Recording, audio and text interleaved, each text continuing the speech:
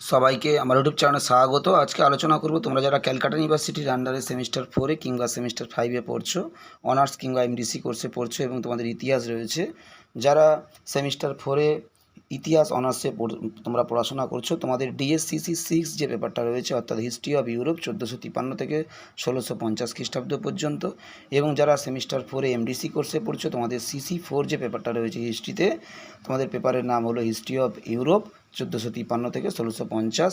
এবং যারা এমডিসি কোর্সে সেমিস্টার 5 পড়ছো এবং তোমাদের MN4 ইতিহাস রয়েছে, তোমাদের ওই MN4 পেপার হলো হিস্ট্রি অফ ইউরোপ 1453 থেকে 1650 খ্রিস্টাব্দ পর্যন্ত। এই পেপার থেকে একটা বড় প্রশ্নের উত্তর আজকে ভিডিওতে দেবো, তোমরা প্রথম থেকে শেষ পর্যন্ত দেখতে থাকো। ডিএসসিসি 6 এবং এমডিসি কোর্সের সিসি 4 এবং সেমিস্টার 5 মাইনর 4 বা MN4 যে পেপারটা তোমাদের রয়েছে, এই ডিএসসিসি 6 সিসি 4 বা MN4 একই পেপার, হিস্ট্রি অফ ইউরোপ বা ইউরোপের ইতিহাস 1453 থেকে 1650 খ্রিস্টাব্দ পর্যন্ত। এই পেপার থেকে একটা গুরুত্বপূর্ণ প্রশ্নের উত্তর আজকে ভিডিওতে দিচ্ছি। অন্তর্বিরোধ, সামন্ততন্ত্রের অন্তর্বিরোধ কীভাবে সামন্ততন্ত্রের পতনকে ডেকে নিয়ে এসেছিল আলোচনা করো। বা অভ্যন্তরীণ স্ববিরোধ সামন্ততন্ত্রের পতনের জন্য, মানে ইউরোপের সামন্ততন্ত্রের পতনের জন্য কতটা দায়ী ছিল আলোচনা করো। তোমাদের পয়েন্ট পয়েন্ট করে উত্তরটা লিখে দিয়েছি, আশা করি তোমাদের উত্তরটা পছন্দ হবে এবং সকলে তোমরা উত্তরটা লিখে নাও। যারা অনার্সে পড়ছো এবং এমডিসি কোর্সে পড়ছো বা তোমাদের মাইনরে MN4 তোমাদের হিস্ট্রি রয়েছে, প্রত্যেকেই তোমরা কিন্তু উত্তরটা ব্যবহার করতে পারবে। এটা 20 নম্বরের উত্তর। অভ্যন্তরীণ স্ববিরোধ বা অন্তর্বিরোধ ইউরোপের সামন্ততন্ত্রের পতনের জন্য কতটা দায়ী ছিল, খুবই ইম্পর্টেন্ট একটা প্রশ্ন তোমাদের সিসি 4 থেকে বা ডিএসসিসি 6 থেকে কিংবা MN4 থেকে। তোমরা প্রত্যেকেই উত্তরটা লিখে নাও।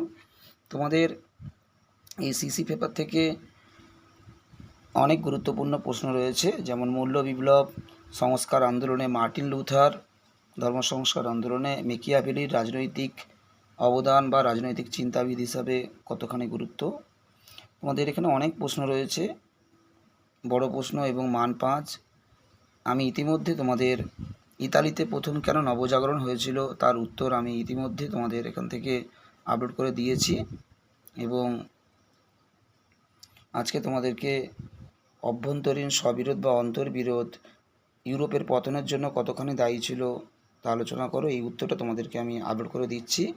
এবং পরবর্তী আরও ভিডিওতে তোমাদের এই ডিএসসিসি 6 বা সিসি 4 বা MN4 থেকে আরও বিভিন্ন গুরুত্বপূর্ণ প্রশ্নের উত্তর এক এক করে আপলোড করা হবে। তোমরা যারা প্রথমবার দেখছো অবশ্যই তোমরা চ্যানেলটা সাবস্ক্রাইব করে দিও এবং কন্টিনিউ যদি তোমরা ফলো রাখো তাহলে তোমরা এখান থেকে সমস্ত বড় প্রশ্ন এবং মান 5-এর তোমাদের যে টিকা রয়েছে, এখানে যেমন তোমাদের অ্যানাব্যাপটিস্ট কাদের বলা হয়, মার্টিন লুথারের 95 থিসিস, ম্যানর ব্যবস্থা, রেনেসাঁস, ইরাসমাস, উত্তর মানবতাবাদ, মূল্য বিপ্লব, এনক্লোজার ব্যবস্থা, বাণিজ্য বিপ্লব, এখানে তোমাদের অনেক প্রশ্ন রয়েছে। তোমাদের সমস্ত বড় প্রশ্ন এবং মান 5 বিভিন্ন প্রশ্নের উত্তর পরপর তোমাদের চ্যানেলে আপলোড করা হবে। তোমরা অবশ্যই সাবস্ক্রাইব করে রাখো এবং কন্টিনিউ যদি তোমরা ফলো রাখো, সিসি 4 সিসি 5 সমস্ত উত্তর তোমরা কিন্তু চ্যানেল থেকে পেতে পারবে। ডিএসসিসি 6 ডিএসসিসি 7 সমস্ত উত্তর তোমরা পরপর চ্যানেল থেকে পাবে।